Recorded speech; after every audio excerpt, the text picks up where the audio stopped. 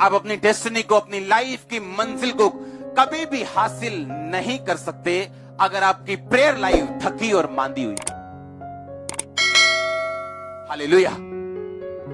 उसने कहा हम उसे उस टाइम मारेंगे जब वो थका हुआ होगा, जब वो निर्बल होगा। एक ऐसा व्यक्ति जो बाल के नबियों को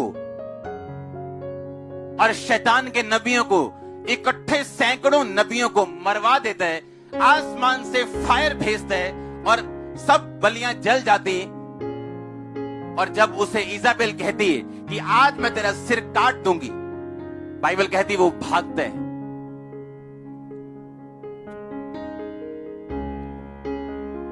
तब वो स्पिरिचुअल स्ट्रांग था जब उसने नबियों को मारा। आपका बैंक अकाउंट अगर उसमें 10 लाख है और आपको एक 9 लाख की गाड़ी पसंद आती है, आप उसी टाइम खरीद लेते हैं, आपका बैंक बैलेंस कम हो जाता है, अगले स्टॉप पर आपको फिर एक 5 लाख की चीज पसंद आती है, आप उसे नहीं खरीद सकते, आपका बैंक बैलेंस उतना नहीं। आपका स्पिरिचुअल बैंक बैलेंस आपकी प्रार्थना का टाइम है, आपका परमेश्वर के साथ बिताया हुआ समय। और बाइबल कहती है शैतान आप पे तब अटैक करता है जब आप निर्बल हो और थके हुए हो, शारीरिक रूप में नहीं, आत्मिक रूप में। इसलिए ये जरूरी है आपकी स्पिरिचुअल लाइफ स्ट्रांग हो और हमेशा गर्म हो, आपकी प्रार्थना की जिंदगी हमेशा गर्म हो और स्ट्रांग हो, ताकि शैतान आप पर अटैक करने की सोच ना सके। बाइबल कहती एलिया भी तुम्हारे समान सुख और दुख भोगी मनुष्य था। जब उसने प्रार्थना की, बारिश आए ना आए तो नहीं आई, जब कहीं आए तो आई। जब उसकी प्रेयर लाइफ स्ट्रांग थी, वो नबियों को मार रहा था, और जब प्रेयर लाइफ का सारा डिपॉजिट यूज कर लिया, एक औरत की धमकी से उसको भागना पड़ा।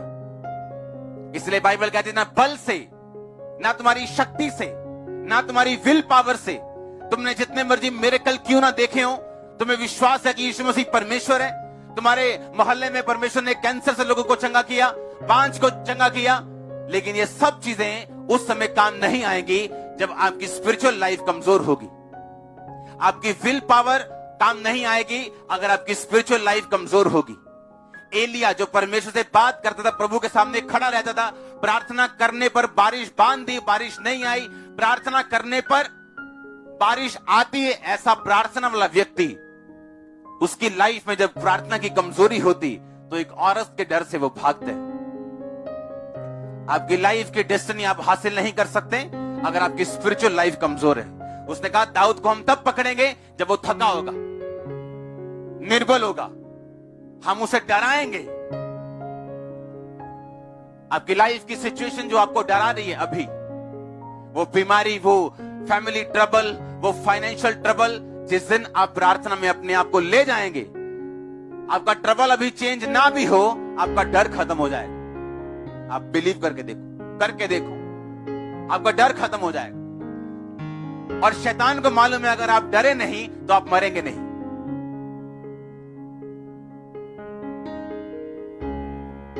कई बार जब आप प्रार्थना में बैठते हैं और आपको मालूम होता है अच्छा मुझे प्रेयर करनी, मैं चाहे जितना मर्जी स्ट्रांग बिलीवर क्यों ना हूं, यीशु मसीह पे जितना मर्जी स्ट्रांग बिलीव क्यों ना करता हूं, पिछले दिनों जितने मर्जी मिरेकल्स क्यों ना हुए हो, इसलिए आप जब भी मुझे देखेंगे किसी क्रूसेड पर, जब लंगड़े चल रहे होते हैं, अंधे देख रहे होते हैं, जन्म के अंधे देख रहे होते हैं, बहरे सुन रहे होते हैं, आप अगले दिन मेरी वाइफ से पूछना मैं कहां हूं, मैं अपने प्रार्थना के रूम में आपको मिलूंगा।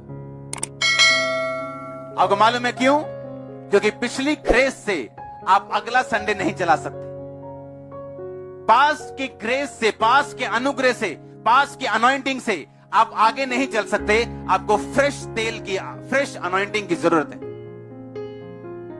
आपका बाइक जब सर्विस मांगता है, उसका तेल गंदा पुराना हो जाता है और सर्विस करने के बाद फिर वो चलता है अच्छी तरह से। अगर आप सर्विस नहीं कराएंगे दिक्कतें आएंगी, और फिर भी अगर ढीठ हो जाएंगे तो एक दिन वो आपको रोड पे खड़ा होना पड़ेगा और लिफ्ट मांगनी पड़ेगी और या ऑटो में जाना पड़ेगा। हालेलुया। चाहे जितने मर्जी मिरेकल्स क्यों ना हो, जितने मर्जी चमत्कार क्यों ना हो, और फुल खुदाबंद ने काम किया हो, आप पूछना कभी मेरे घर वालों से अगले दिन मैं कहां हूं। उसे अगली रात मैं कहां हूं? मैं अपने प्रार्थना के रूम में आपको मिलूंगा। क्यों? क्योंकि मुझे मालूम है ना बल से, ना शक्ति से, ना मेरी प्रीचिंग से, किसी चीज से नहीं, उसकी आत्मा के द्वारा। और यही प्राइस है, यही मूल्य है जो एक विश्वासी को देना है परमेश्वर के सामने।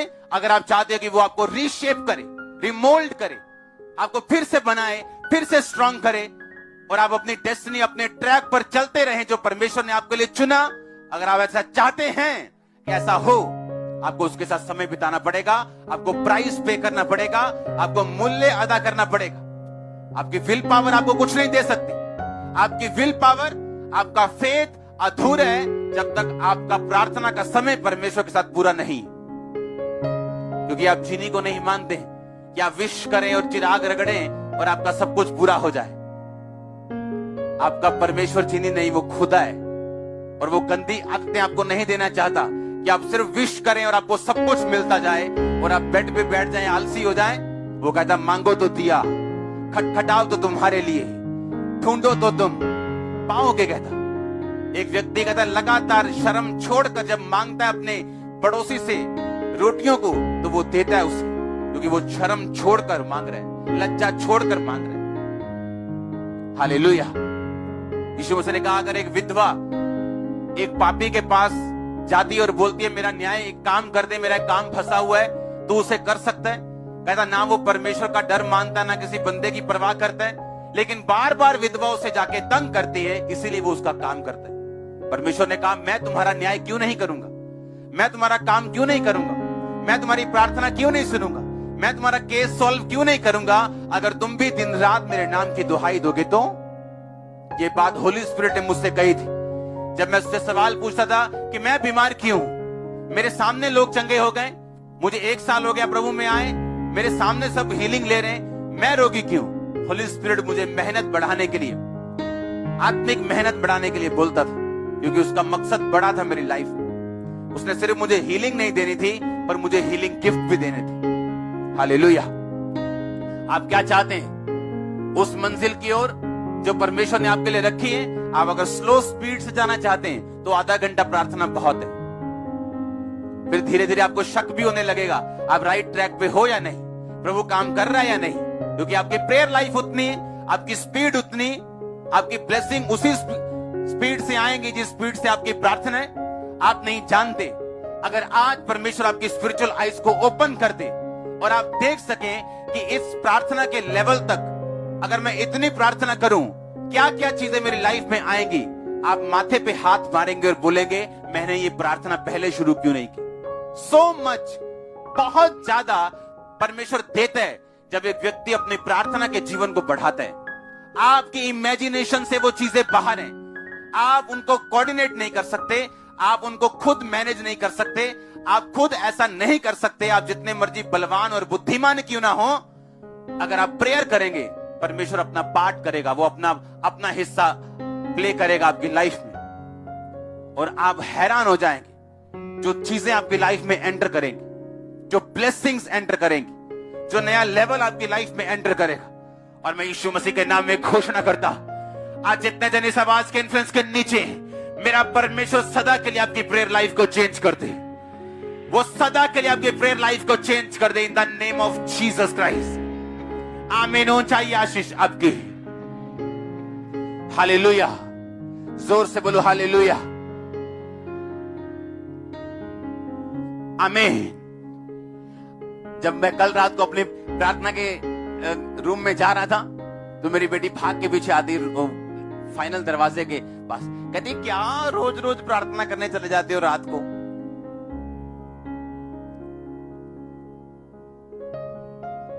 आज हम जहां हैं और आप जहां हैं वो प्रेयर लाइफ की वजह से, प्रेयर्स की वजह से। आमीन। अगर वो कमजोर हैं, आपकी फुल लाइफ कमजोर है। अगर आपकी प्रेयर्स फायर फील्ड हैं, फुल है आपकी प्रेयर्स, आप ब्लेस से भी ज्यादा हुआ, सक्सेस से भी ज्यादा हुआ। उसने कहा मोर देन ए कॉन्करर, मोर कि जयवंत से भी बढ़ के हो तुम। अगर परमेश्वर आज आपकी आंखें खोल दे कि अगर बेटा देख, अगर तू 4 घंटे रोज प्रार्थना करे, 3 घंटे करे, तो देख तेरी लाइफ में आगे क्या है। अगर वो आपकी स्पिरिचुअल आइज को ओपन कर दे, आप हैरान हो जाएंगे जो आगे होगा। आप बोलेंगे क्या मैं इसको डिजर्व करता हूं, क्या मैं इसके काबिल हूं? लेकिन परमेश्वर वो सब चीजों को लाइन में रखता है। अब एक चीज जो वहां लास्ट कोने में है, अब मैं अगर चलूंगा इस स्पीड से, वो 1 साल बाद मिलेगी। लेकिन अगर मैं थोड़ा तेज चलूंगा तो वो उतनी जल्दी मिलेगी। लेकिन अगर भागूंगा तो वो उतनी जल्दी मिलेगी। कितने मेरी बात को समझ रहे? अभी आपकी मर्जी, आपकी प्रेयर लाइफ आधा घंटा 1 घंटा है, वो आपको खिलाएगा, पिलाएगा, जरूरतें पूरी करेगा, हील करेगा, आपको लगेगा बस हो गया। ऐसे क्रिश्चियन मैंने देखे जिनके घरों में मिरेकल्स हुए, हार्ट के छेद तक परमेश्वर ने बंद किए। जब भी उनको पूछो प्रार्थना कितनी, कहते हैं हमें ज्यादा जरूरत नहीं पड़ती प्रार्थना करने की, हम आधा घंटा 1 घंटा प्रार्थना करते हैं, प्रभु जो कुछ भी मैं मांगता हूं प्रभु मुझे देते हैं।